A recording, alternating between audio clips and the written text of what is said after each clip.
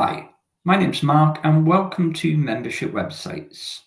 So let's scroll down. How do you remove the Get Listed button from the footer? There's quite a few people that maybe don't want it in the footer, but just because it doesn't fit the theme or doesn't fit the site. Let's show you.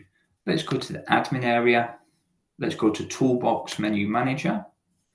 If you've customized the menu already, then it will be displaying at the top. And if not, then we want to customize the footer. So let's go to Customize Footer.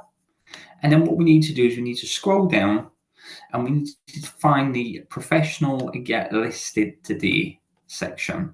We can simply tick the box that says Hide Item, or you could choose to delete it permanently.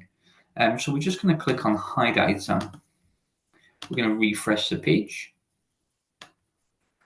And we're going to scroll down. Just a little note, when you do refresh the page and you scroll down, if you see the button still there, then it's not unusual for menus to need a site refresh when you've changed something within the menu bar. So you can just navigate to your admin and click on the Refresh Live website, and it will do a full refresh of the content. And then when you scroll down after refreshing the page a second time, it should hopefully have disappeared.